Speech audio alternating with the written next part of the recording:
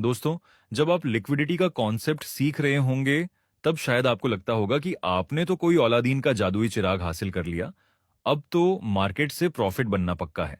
लेकिन क्या होता है जब आप लाइव मार्केट में लिक्विडिटी को देखकर ट्रेड करते हैं? यहां पर एक इंपॉर्टेंट पॉइंट है। इस सपोर्ट के नीचे काफी सारे लोगों के स्टॉप लॉस लगे हुए होंगे और आपको दिखता है कि यहां पर काफी सारी लिक्विडिटी मौजूद है। फिर प्राइस ने इस लेवल की लिक्विडिटी को टारगेट किया।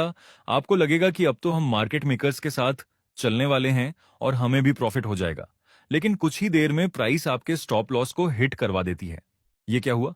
लिक्विडिटी के कॉन्सेप्ट का यूज करने के बाद भी हमारा स्टॉप लॉस हिट हो गया। क्या यहां पर मार्केट मेकर्स नहीं बैठे थे?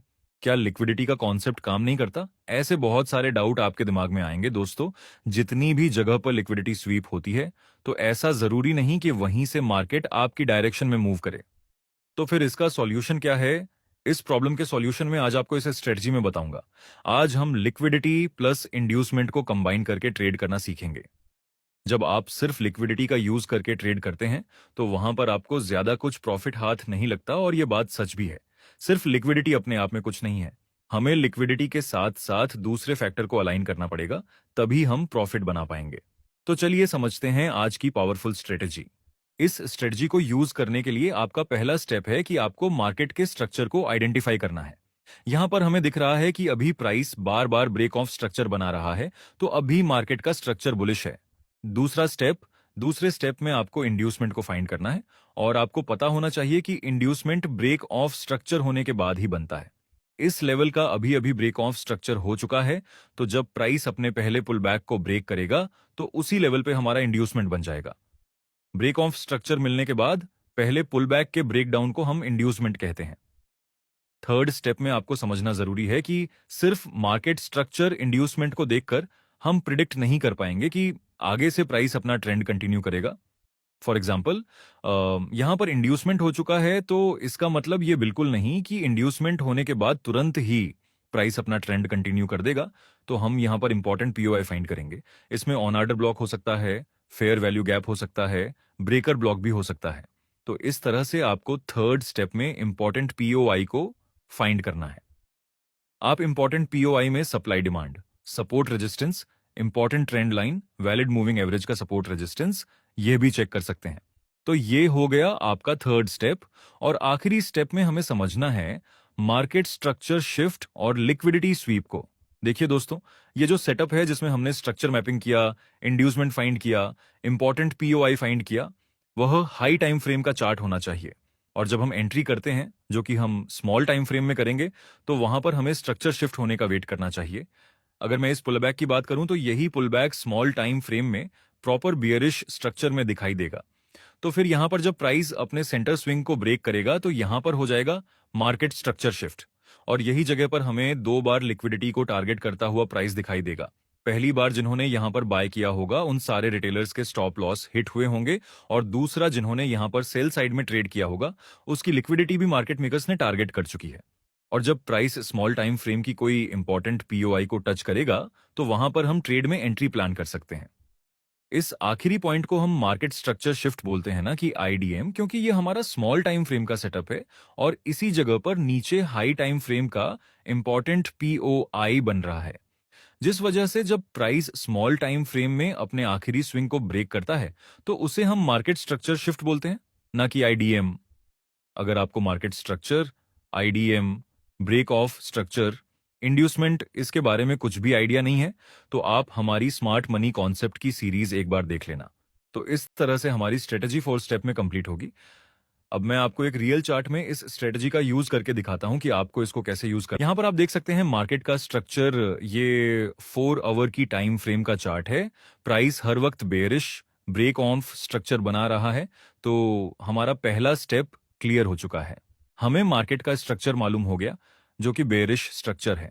दूसरे स्टेप में हम आइडेंटिफाई करेंगे आईडीएम को। अभी प्राइस ने फर्स्ट पुलबैक को ब्रेक कर दिया, मतलब यहां पर हमारा आईडीएम बन चुका है। और तीसरे स्टेप में हमें इंपॉर्टेंट पीओआई ड्रॉ करने हैं। यहां पर एक मिटिगेशन ब्लॉक बन रहा है और यहां पर ऑर्डर ब्लॉक है। या तो प्राइस इस मिटिगेशन ब्लॉक से नीचे आ सकता है या फिर इस ऑर्डर ब्लॉक से। अब हम एंट्री करने के लिए स्मॉल टाइम फ्रेम यानी 1 आवर में चार्ट को शिफ्ट करेंगे। दोस्तों, हायर टाइम फ्रेम का जो पुल बैक था वह स्मॉल टाइम फ्रेम में प्रॉपर बुलिश स्ट्रक्चर में दिखाई दे रहा है, जिसके ऊपर मिटिगेशन ब्लॉक का पीओआई है। नेक्स्ट, स्मॉल टाइम फ्रेम में प्राइस ने फर्स्ट पुल बैक को ब्रेक किया, तो इसे हम कहेंगे मार्केट स्ट्रक्चर शिफ्ट। और फिर यह स्मॉल टाइम फ्रेम के पीओआई पर हमें एक बेयरिश और कॉन्फर्मेशन कैंडल का सिग्नल मिला, तो यहां पर हम सेल में ट्रेड कर सकते हैं। हमारा स्टॉप लॉस इस कैंडल के हाई से ऊपर और टारगेट हम हायर टाइम फ्रेम के सपोर्ट के पास रख सकते हैं। अगला एग्जांपल देखते हैं दोस्तों। यह बिटकॉइन का एक आवर की टाइम फ्रेम का चार्ट है। अभी प्राइस ऊपर जा रहा था और नीचे हमें एक आईडीएम मिला, तो हमारे पास वैलिड हायर लो मिल गया है और फिर प्राइस ने इस हाई को ब्रेक कर दिया, यानी अब हमें ब्रेक ऑफ स्ट्रक्चर भी मिल चुका है। तो हमने पहले स्टेप में हायर टाइम फ्रेम के मार्केट स्ट्रक्चर और ब्रेक ऑफ स्ट्रक्चर को आइडेंटिफाई कर लिया। हम दूसरे स्टेप यानी इंड्यूसमेंट का वेट कर रहे हैं। देखिए, अभी प्राइस ने अपने पहले पुलबैक को डाउन साइड ब्रेक किया, मतलब इस जगह पर इंड्यूसमेंट हो चुका है। और अब हम अपनी स्ट्रेटजी का तीसरा स्टेप फाइंड करेंगे और वह है इंपॉर्टेंट पीओआई। दोस्तों, यह ऑर्डर ब्लॉक अब मिटिगेशन ब्लॉक का काम करेगा। और देखें तो यहां से यहां तक एक काफी बड़ा फेयर वैल्यू गैप भी बन रहा है और अभी प्राइस इस फेयर वैल्यू गैप के पास ही है। मतलब हमारे पास मिटिगेशन ब्लॉक भी है और फेयर वैल्यू गैप भी है। जनरली इतना बड़ा फेयर वैल्यू गैप बनता है तब हम फेयर वैल्यू गैप के 50% को यूज करते हैं, जो कि काफी नीचे है। लेकिन इसी जगह पर मिटिगेशन ब्लॉक भी है। हो सकता है कि प्राइस इस मिटिगेशन ब्लॉक से रिजेक्शन फेस करें या फिर इस फेयर वैल्यू गैप के 50% एरिया से रिजेक्शन फेस करें। अब हम स्मॉल टाइम फ्रेम में अपना स्ट्रक्चर शिफ्ट देखेंगे। 15 मिनट की टाइम फ्रेम में अभी प्राइस प्रॉपर बियरिश स्ट्रक्चर में मूव कर रहा था और नीचे हमारा हायर टाइम फ्रेम का पीओआई है। अभी यहां पर आप देखें तो प्राइस ने मार्केट स्ट्रक्चर शिफ्ट कर दिया और यहां पर जितने भी सेलर्स बैठे थे उन सब की लिक्विडिटी स्वीप हो चुकी है और बायर्स की भी लिक्विडिटी स्वीप हो चुकी है और नीचे हमारा एक ऑनर्डर ब्लॉक भी बन रहा है। तो अब जब प्राइस इस ऑनर्डर ब्लॉक को टैप करेगा तो हम यहां पर बाय में ट्रेड प्लान कर सकते हैं। नेक्स्ट, प्राइस ने इस ऑनर्डर ब्लॉक को टैप किया, लेकिन अगर आप बिगिनर हैं तो मैं कहूंगा कि सिर्फ आप ऑनर्डर ब्लॉक पर ट्रेड मत करें। आप वहां पर कोई रिजेक्शन कैंडल और कंफर्मेशन कैंडल के बेस पर ट्रेड करें। नेक्स्ट, हमारे पास एक बुलिश रिजेक्शन और कंफर्मेशन कैंडल का सिग्नल मिला, तो अब आप यहां पर बाय में ट्रेड कर सकते हैं। आपका स्टॉप लॉस इस ऑर्डर ब्लॉक से हल्का सा नीचे और टारगेट इस रेजिस्टेंस तक रख सकते हैं। नेक्स्ट, प्राइस ऊपर जाता है और इसके साथ हमारा प्रॉफिट टारगेट कंप्लीट हो गया। तो इस स्ट्रेटजी से आपको समझ में आ गया होगा कि इंड्यूसमेंट और लिक्विडिटी को किस तरह से यूज करना है। अगर आपको हमारी वीडियो अच्छा लगा हो तो लाइक और कमेंट करके अपना सपोर्ट दिखाएं।